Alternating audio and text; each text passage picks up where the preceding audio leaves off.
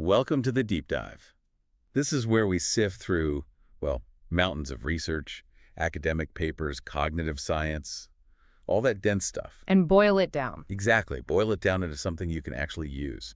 And today, our mission. Yeah. It's a big one. It's probably the single biggest frustration for anyone learning a language. Oh, yeah. That feeling. You know the words. Maybe you even know the grammar rule you just studied. Right. But when you try to speak, it's like, like hitting a wall. Your brain just freezes up trying to translate everything from your native language first. That internal bottleneck. God.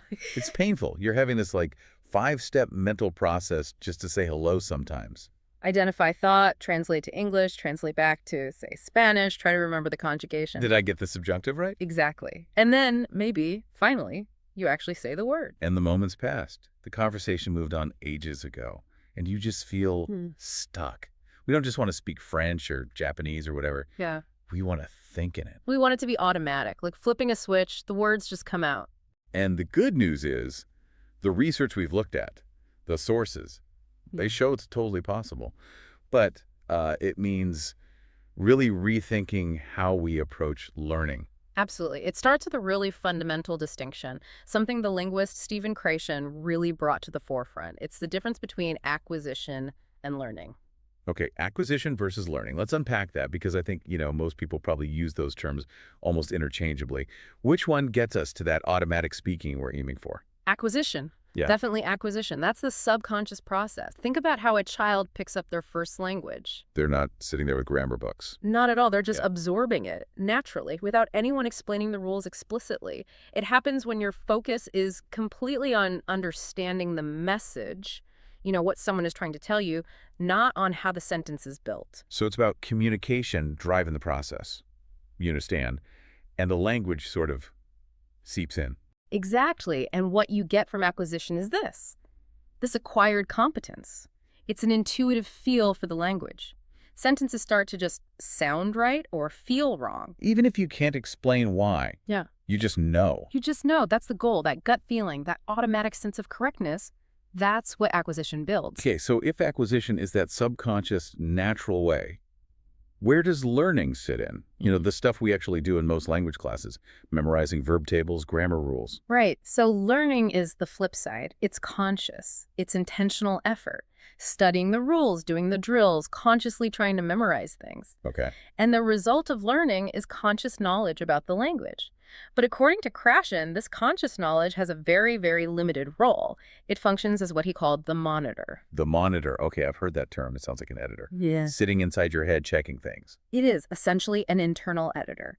But here's the crucial part. It's a really bad editor for real-time conversation. Why bad? Because it's slow. Terribly slow. That's the first problem. To use the monitor, you need time. Time to think about the rule, time to apply it, time to correct yourself.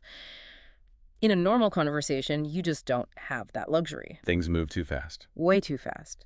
Second, focusing on the rule pulls your attention away from the message you're trying to actually communicate. So you get bogged down in accuracy instead of fluency. Right. You end up sounding hesitant, maybe unnatural, because you're constantly checking yourself. Precisely. And the third thing is the monitor is actually quite limited in what it can even handle. It might, catch a really simple mistake, like forgetting the "es" on a third-person verb in English. Like he goes instead of he goes. Yeah, maybe it catches that sometimes. But complex grammar, word order, the nuances of tense, forget it. The monitor just can't juggle all that fast enough. So relying on conscious rules, on that kind of learning, is basically condemning yourself to stay stuck in that translation mode forever. That's the core argument. If you want to break free and speak automatically, you have to shift your entire focus away from conscious learning and towards fostering subconscious acquisition. That's what the rest of this deep dive is really all about. How do we actually do that? Okay, so job number 1 is feed that subconscious acquisition engine. Forget the grammar drills for a minute. What does it need? All the research seems to point to one thing: comprehensible input. Fifth time, CI. Yes, the input hypothesis. This is really the bedrock. Kreischen argued that acquisition only happens, true language ability gets built, when you're exposed to language that you understand. Specifically, input that's just a little bit beyond your current level. The famous Al plus the $1. where L is your current level and +1 is that next little step up. Exactly. It needs to be challenging enough to contain something new for your brain to figure out, but not so challenging that you just get lost and can't follow the meaning. The message has to be comprehensible. That sounds great in theory, but how do you find this magical whiting plus $1 stuff in practice? Especially if you're busy, you don't live in the country. You can't just be turning on foreign TV and hoping for the best, right? Definitely not just random exposure. That's a really common mistake. You could listen to hours of radio and acquire almost nothing if you don't understand it. It's just noise then. It's just noise to your language acquisition device. Finding a dollar plus a dollar means you need context, you need clues, you need something acting like a universal translator to bridge the gap. Like what? What acts as that translator? Well, for beginners, things like graded readers are fantastic. Books written specifically with limited vocabulary and simple structures. Or using materials with pictures, or watching videos with clear visuals that support the dialogue. Okay, so the context helps you guess the meaning of the new bits. Precisely. For intermediate learners, maybe it's watching a TV show you already know well, but with subtitles in the target language. Or reading articles where you know maybe 80–90% of the words already. Your existing knowledge, plus the context, lets you infer the meaning of the unknown 10–20%. The key is that the meaning has to be unlocked somehow. If you're watching that movie and only catching one word in 10. Your acquisition engine isn't getting fueled, it's stalled. Passive exposure without comprehension is incredibly inefficient. Your brain needs understandable messages to subconsciously figure out the patterns, the grammar, the vocabulary. This also makes us rethink the role of speaking and writing. Output. I think almost every learner feels guilty if they are practicing speaking constantly. We think we learn to speak by speaking. It feels intuitive, doesn't it? But the research, particularly from Krashen's perspective, suggests that's not quite right. Speaking itself isn't the cause of acquisition. It doesn't directly build your language knowledge. Not directly, no. Think about it. You can only really say things that you've already acquired, consciously or subconsciously, through input. Output is more like demonstrating what you've acquired. So if input is the fuel, what's output doing? Is it still important? Because it feels important. Oh, it's absolutely vital, crucial for fluency. But its role is more indirect in terms of acquisition. When you try to speak or write, a few things happen. Right. First, it forces you to notice gaps in your knowledge. You realize, oh, I don't know how to say that. That might motivate you to seek out more input. Makes sense. Second, and maybe more importantly, speaking puts you in situations where you engage in what researchers call conversational management. Managing the conversation, like asking for clarification. Exactly. You try to say something, maybe you make a mistake or you can't find the word. The person you're talking to might correct you or ask you to explain differently or rephrase what they said more simply for you. So your attempt to speak generates more comprehensible input, tailored specifically to what you were struggling with. Precisely. Your output becomes a tool to solicit better input from your environment. It helps you fine-tune the input you receive. So speaking practice is essential for getting good at using the language you've acquired, and it helps you get more of the input you need. But the acquisition itself comes from the input. That's the idea. And the more input you've absorbed, the easier and less painful that output practice becomes. You're not building sentences from scratch with conscious rules. You're accessing patterns you've already internalized. Okay, so we need a fire hose of comprehensible input. But there's another piece, right?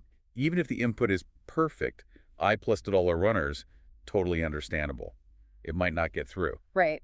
This brings us to the effective filter, a concept developed by Heidi Dulé and Marina Burt and heavily incorporated by Krashen. The effective filter. Sounds like an emotional barrier. That's exactly what it is. It's a psychological screen that can block input from reaching the part of your brain responsible for language acquisition. Even if the input is perfectly comprehensible, if your filter is up, it just bounces off. What puts the filter up? Things like anxiety, stress, low motivation, lack of self-confidence, feeling defensive. Basically, negative emotions related to the learning situation. So if you're terrified of making mistakes in class or really stressed about talking to your boss in the new language, your filter goes way up. And even if your teacher is providing great input or your boss is speaking clearly, you won't acquire much because your brain is essentially closed off. it's like trying to learn when you're really embarrassed or scared. Your brain just shuts down. Exactly. Earl Stevick, another influential figure, talked about keeping learners off the defensive. Optimal acquisition happens when the effective filter is low. Which means you need to feel relaxed, motivated, confident. In a supportive, low-anxiety environment. This is why things like playing games, using humor, focusing on communication over perfection can be so effective. They lower the filter and allow that comprehensible input to flow freely into the acquisition device. So managing your own psychology, your anxiety levels, is actually a critical part of the language learning process itself if you want to achieve automaticity. It's absolutely fundamental. You can have the best materials in the world, but if your filter is consistently high, progress will be painfully slow. You need CI and a low filter. Okay, input flowing, filter down. The acquisition engine is theoretically humming along. But now we hit the next big wall, especially for us adults who aren't living immersed. 2047. Forgetting. Ah, yes, the great enemy. If you're living in that ocean of Spanish, as the source material puts it, you get constant reinforcement. Forgetting isn't such a big issue. But if you're studying, say, 30 minutes a day, Mm. you learn something today, and by next week, it's poof, gone. Exactly. So we need strategies not just to acquire the language, but to retain it efficiently. And crucially, we need to build memory links that deliberately bypass our native language. That's key to stopping the translation habit. You want the foreign word, like chaise, to link directly to the image or concept of a chair, not to the English word chair first. Precisely. Cut out the middleman. And the single most powerful tool we have, based on decades of cognitive science for managing memory and fighting forgetting, is spaced repetition, SRS. Spaced repetition systems. Things like Anki, Memrise, software that schedules reviews for you. Exactly. The principle is simple, but incredibly powerful. Reviewing information at the precise moment you're about to forget, it makes the memory much, much stronger and longer lasting than reviewing it too early or too late. So the software predicts when you'll forget something and shows it to you right before you do. That's the goal. It uses algorithms based on your past performance. You review a word, tell the software how easy or hard it was to recall, and it schedules the next review accordingly. Easy words get pushed further into the future, hard words come back sooner. And the spacing increases over time. Dramatically. The intervals might go from minutes to hours to days, weeks, months, even years if you keep getting it right. You're forcing your brain to exert just enough effort to retrieve the memory, and that effort is what strengthens the connection. The efficiency claims are pretty wild. The source mentioned learning thousands of items. Yeah, the numbers are impressive. One source cited research suggesting 30 minutes of SRS practice a day for 4 months could lead to learning and retaining around 3,600 items, words, phrases, sentences, with 90–95% accuracy. That's huge. 3,600 items is a massive working vocabulary. It's incredibly efficient compared to traditional methods like massed practice, cramming the same list over and over. Spacing the repetitions out is far superior for long-term retention. I mean, you mentioned that about to forget point. Yeah. That sounds kind of mentally taxing, like you're always on the edge of failure. It can be. That's the sweet spot, but it requires tolerating a bit of struggle. If a call is too easy, you're not strengthening the memory much. If you've completely forgotten it, you have to relearn it. That moment of difficult retrieval is where the magic happens for long-term memory consolidation. Okay, so SRS manages the timing brilliantly. But what about the quality of the memory itself? Just repeating a word pair like dog Perot over and over feels like rote memorization. How do we make sure the memories we're spacing out are rich and connected to avoid that translation step? Excellent point. SRS is just the scheduling mechanism. The content of your flashcards and how you initially encode the information is critical. This brings us to levels of processing. We need to create deep, meaningful, multi-sensory connections. Deeper connections mean less reliance on just translating the word. Exactly. The goal is to link the foreign word directly to the concept, bypassing English entirely. And the first powerful tool we have for this is our visual memory. Humans are visual creatures. Phenomenally visual. One study mentioned showed people could recognize 83% of 10,000 images they'd seen briefly over several days. Our capacity for remembering pictures dwarfs our ability to remember abstract symbols like words. So practically speaking, every time I learn a new noun, find a picture for it. Absolutely. Don't just make a flashcard with house. Go to Google Images, search for house, and find a picture of a house, maybe a typical German-looking house, and put that on your flashcard instead of the English word. Or even just sketch a quick stick figure. So the German word house gets linked directly to the visual concept of a house. Yes. Spend a few seconds looking at different images. Let your brain absorb the visual. That creates a much stronger non-linguistic anchor than just the English translation. Okay, visuals are powerful. Yeah. But the sources said we can go even deeper. We can. The next level, arguably the deepest, is forging a personal connection. tying the new word or concept to your own life, your own memories, your own emotions. How much does that help? Research suggests it can boost recall by up to 50%.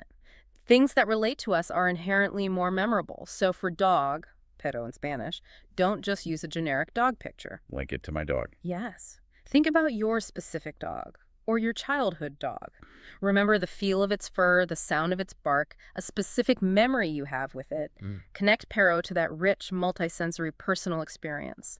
That connection is incredibly strong and completely bypasses the need to think dog in English first. That makes intuitive sense. We remember stories and experiences involving ourselves much better than abstract facts. But what about abstract stuff like grammar? Or words that don't have easy pictures like democracy or justice or grammatical gender? Great question. For abstract concepts, including grammatical features like gender, we need to leverage mnemonic imagery. This means creating vivid, unusual, maybe even bizarre mental images to encode the information. Bizarre helps. Absolutely. The weirder, the more exaggerated, the more multisensory the image, the better it sticks. Your brain is wired to pay attention to novelty for something like grammatical gender, which often feels arbitrary. Like table being feminine in French, la table, but masculine in German. Exactly. You need to embed that gender information into the image you create for the word. Let's take the German example mentioned. Mädchen, maiden, girl, is grammatically neuter, das Mädchen. Which feels totally counterintuitive. Right. So to remember neuter, you need a striking image. The source suggested something quite violent, actually visualizing the maiden shattering like glass. Wow, okay, that's memorable. It is. The shock value, the vividness, the action. It links maiden directly to the concept you've assigned to neuter, in this case maybe fragility or being broken. You're not translating, you're accessing this crazy image you created. It has to be multisensory if possible. Imagine the sound of shattering, the feeling of sharp edges. So you build these little mental movies for abstract concepts. Precisely. The more creative and personally resonant, the better. It bypasses the logical rule and creates an instant, intuitive link. Okay, we've got SRS for timing and deep processing, visual, personal, mnemonic, for encoding. What happens in that SRS review when you just blank? The word isn't there, you failed the recall. That moment of failure is actually incredibly valuable. It feels bad, but it's a prime learning opportunity. How so? When you try hard to recall something and fail, your brain becomes highly receptive to the correct answer. The moment you flip the card and see the answer, getting immediate feedback, it creates a strong error correction memory trace. Ah, because you were just actively searching for it. Yes, the struggle primes the brain. Seeing the answer right after failing is a powerful encoding event.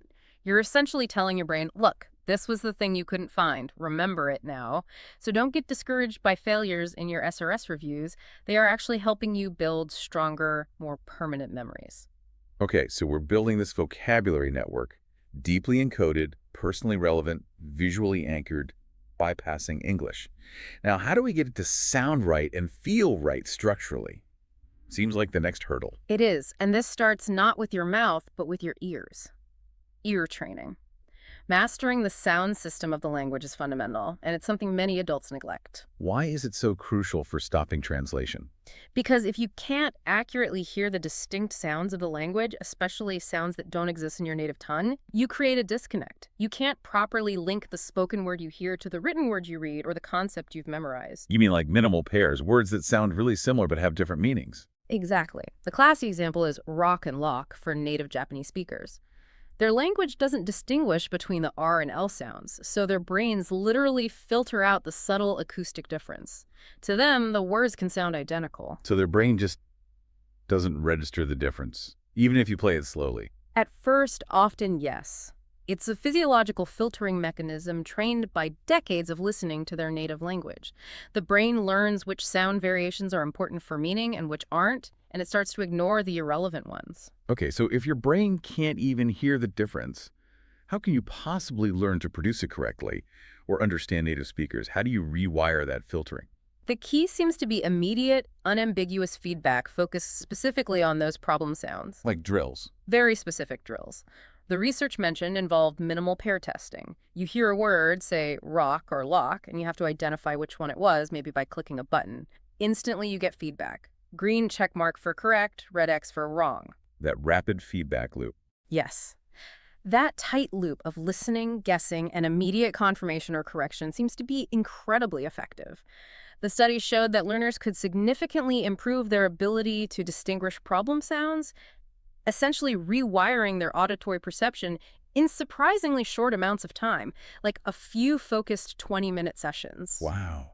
So you can train your brain to stop filtering out those crucial sounds. You absolutely can. And doing this early is vital. It helps you build what the source called a pronunciation instinct. And prevents broken words. Exactly. Broken words are these half-formed entries in your mental lexicon where your internalized pronunciation is so off that you fail to connect the word you read with the word you hear. Like the example of Descartes, reading it as Descartes, but hearing natives say Descartes. Precisely. If you have that broken connection, you might encounter the concept twice, once in reading, once in listening, and not realize it's the same thing. That cognitive friction, that confusion, pulls you right back into slow, conscious processing and translation. Whereas if you nail the pronunciation early, reading reinforces listening, and listening reinforces reading. It becomes synergistic. It accelerates everything. You start recognizing words instantly when you hear them because they match the correct sound template you have stored. Okay, ears trained, now for the mouth. Some words are just physically hard to say. Long German words, Russian consonant clusters. Oh, yes. Trying to tackle something like Höchstgeschwindigkeitsbegrenzung, speed limit, head-on is just asking for frustration. Your mouth muscles aren't used to those sequences. So what's the trick? Back chaining. It's a beautifully simple technique. Working backwards from the end. Exactly. Instead of starting at the beginning, which is often the hardest part, you start with the very last sound or syllable. Master that. Then add the second to last syllable and practice that two-syllable chunk. Then add the third to last, and so on. So for that Russian word, vizdrognu, to flinch. You wouldn't start with Vizdro, you'd start with the end. No, just say nu until it feels easy. Then add the G, nu. Practice nu, nu, nu. Then add the O, ognu, no, rognu, rognu, rognu. Then drognu, grognu, drognu. Finally, Vizdrognu. Ah, I see. You build up the muscle memory in small, manageable chunks, always ending with the final sound so the transitions become smooth. Precisely. It makes seemingly impossible words totally pronounceable by tackling the difficult sound combinations incrementally.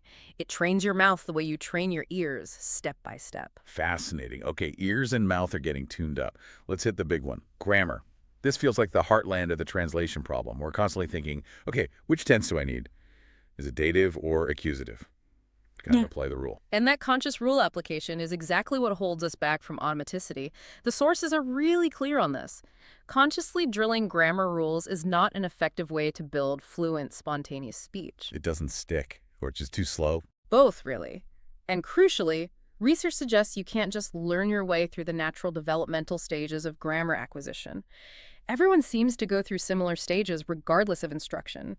Trying to force-feed complex rules before your internal system is ready for them doesn't really work. So what's the alternative? Just ignore grammar completely. That feels wrong, too. Not ignore it, but approach it differently.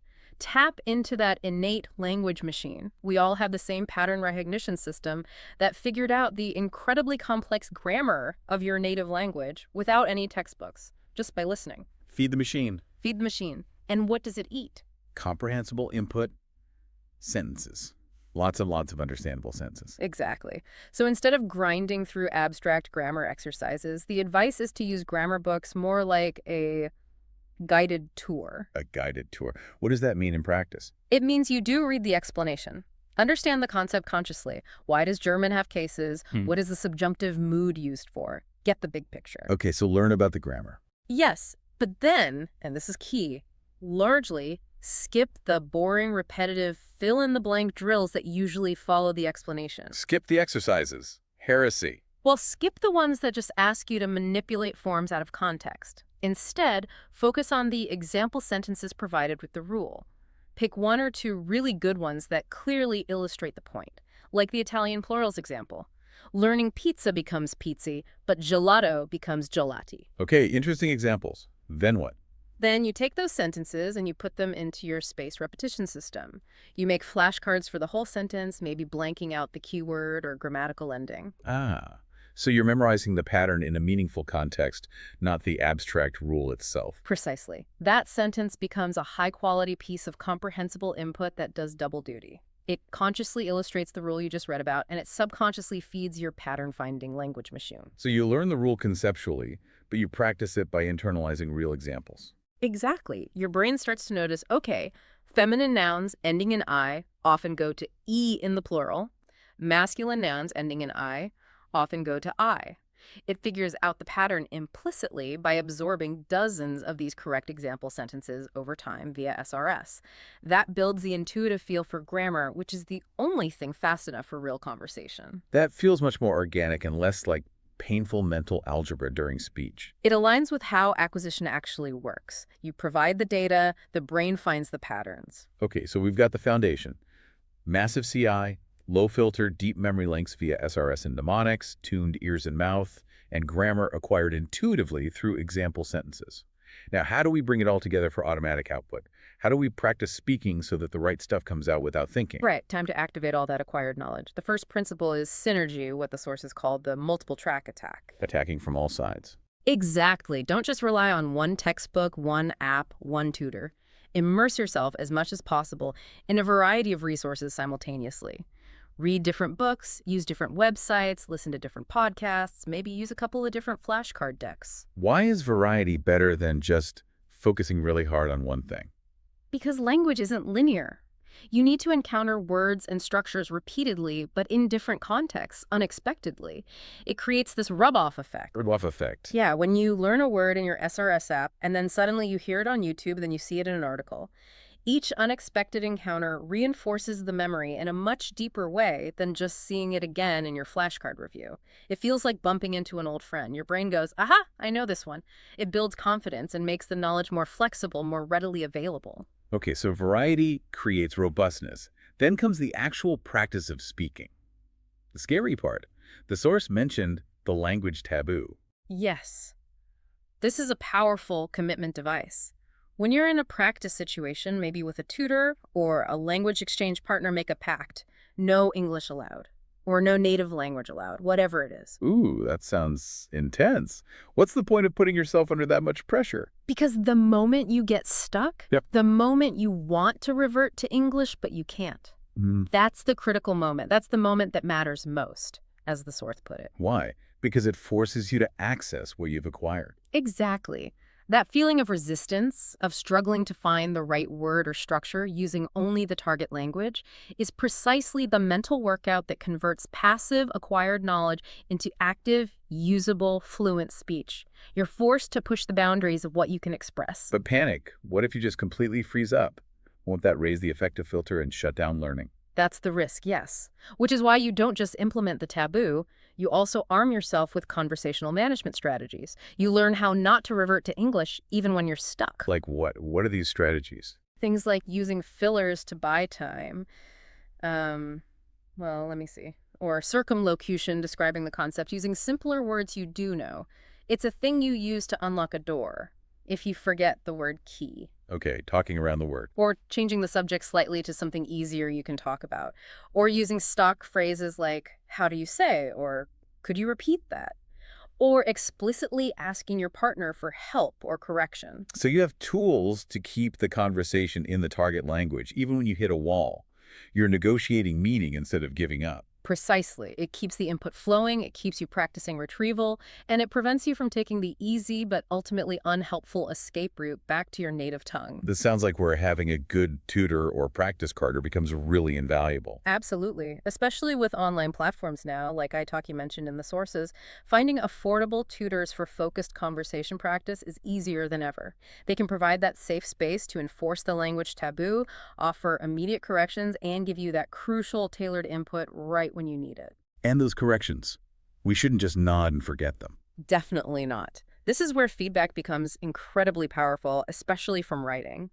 The suggestion was, write regularly, emails, journal entries, anything, and get corrections, perhaps from online communities or your tutors. Okay.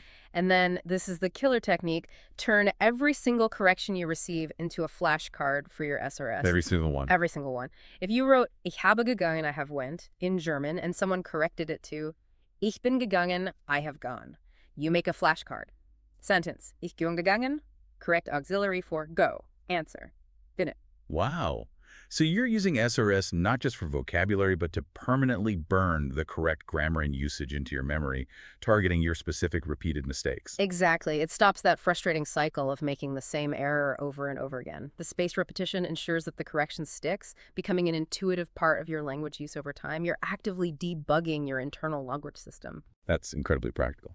Okay, final piece, reading.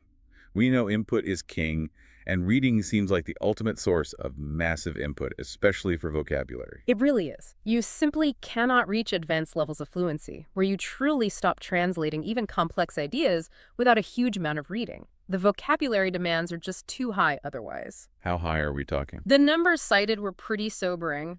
To understand about 98% of the words in everyday conversation or a movie, which is roughly the point where you feel like you're understanding effortlessly, you need around 6,000 different word families. 6,000, okay. Yep. And for reading books or newspapers? That jumps significantly. More like 8,000 to 9,000 word families needed to hit that 98% comprehension level for written texts, which tend to use a wider, more formal vocabulary. Wow.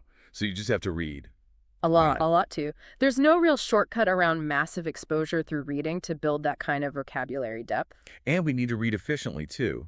Native speakers read quickly, around 250 words per minute.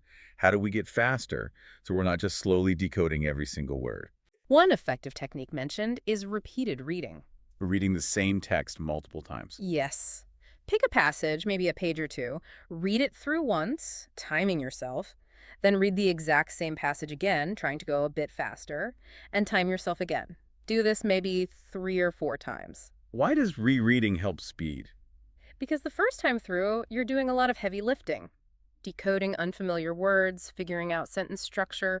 The second time, many of those words are already primed in your brain, so recognition is faster. By the third or fourth time, You start recognizing whole chunks, phrases, instead of individual words. exactly. Your brain starts processing the text in larger units. Your cognitive load decreases dramatically because you're not stuck on individual word meanings. You shift from slow decoding to faster recognition and comprehension of phrases and ideas. This practice directly builds reading fluency. Makes sense. Read lots of easy stuff and practice rereading slightly harder stuff to push your speed and chunking ability. That's a great summary. It all feeds into making reading less effortful, which means you can read more, which builds vocabulary faster, which makes comprehension more automatic. It's a virtuous cycle. So pulling it all together from this deep dive, escaping the translation trap isn't about trying harder to apply rules. It's almost the opposite. It really is. It's about setting up the conditions for your subconscious acquisition system to do its job. That means flooding it with comprehensible input. Keeping that effective filter down, staying relaxed and motivated. Building really deep, non-linguistic memory connections using visuals, personal links, and mnemonics, managed efficiently with spaced repetition. Training your ears and mouth explicitly. Acquiring grammar intuitively through examples, not abstract drills. And then engaging in focused output practice, using strategies like the language taboo and turning every single correction into a permanent memory. It's a holistic approach. Attack it from all angles. Input, memory, practice, feedback, all working together. And the final thought the sources left us with is really fascinating. It's not just about learning the language. It's about how the process changes your brain. Yeah, this is quite profound. Think of learning a new language, especially trying to achieve automaticity, as intense strength training for your brain. How so? Because to think and speak directly in the target language, you are constantly necessarily having to actively suppress your native language. You have to learn to muffle and ignore it, as the source material put it. You're actively inhibiting that dominant system. Constantly. And that active mental suppression of focusing attention on the new system while actively inhibiting the old one, it's measurable. Research on bilingual brains shows they develop enhanced executive functions. Like better focus. Yeah. Better ability to ignore distractions. Exactly, because they've had so much practice doing precisely that, focusing on one language while inhibiting the other. So the very process of learning to stop translating makes your brain measurably better at focusing and managing attention in general. So learning a language doesn't just give you the language. It literally makes you smarter, more focused, just by virtue of the mental gymnastics required. That's the implication. It enhances your cognitive control independent of which language you actually learned. It's a pretty powerful side benefit. That is a fantastic motivator to stick with it, even when it feels tough. to keep chasing that Y plus dimension and building those non-translational links. Thank you. This has been an incredibly insightful deep dive. My pleasure. It's a fascinating area. And thank you, our listener, for joining us. We'll see you next time on The Deep Dive.